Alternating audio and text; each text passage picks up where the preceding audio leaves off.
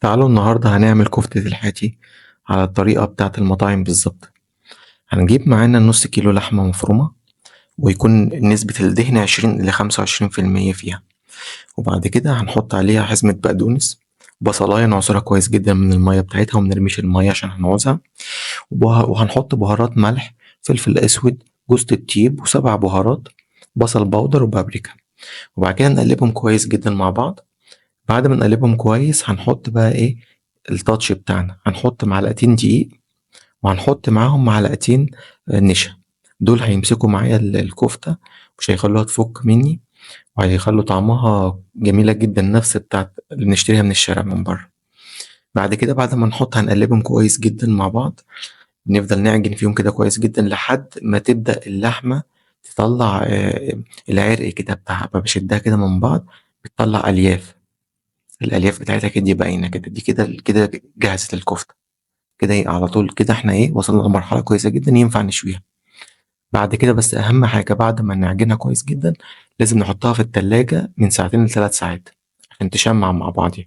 بعد ما حطيناها 3 ساعات، هنجيب مية البصل اللي احنا عصرناها، هنحط عليها معلقة زيت عشان هنعوص ايدينا فيها واحنا بنصبع الكفتة.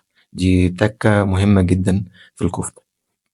عندك بنصبع دلوقتي الكفتة، لو في سيخ ماشي بتاع شوي زي اللي أنا بعمل عليه، لو في الستيك اللي هو بتاع الشيش طاووق برضه ممكن نعمل عليه. ممكن نعمل على المسن بتاع السكينة. أي حاجة مدورة عندك ممكن تعمل بيها. أهم حاجة تبقى الكفتة مفرغة من النص عشان النار تخش فيها وتستوي، يبقى من جوه جوسي ومن بره كده طعمها مقرمشة وحلو.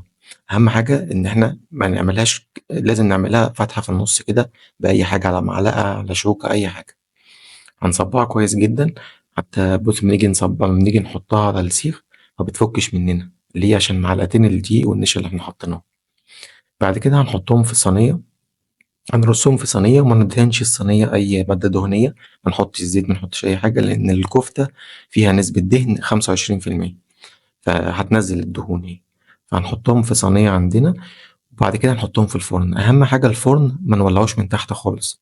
الفرن هنولع الشواية فوق بس، هنحطها ونحط نولع الشواية فوق. لو في مروحة يبقى كويس جدا، مفيش مروحة هيبقى كل دقيقتين أو كل 4 دقايق هنقلبهم على الوش التاني مرتين. كل 3 دقايق أو 4 دقايق نقلبهم على الوش التاني في الفرن. وأهم حاجة على الشواية، محدش شغل الفرن من تحت، الشواية بس، ونخلي بالنا عشان ما يتحرقوش. بعد كده بعد ما نعمل هنطلعهم من الفرن.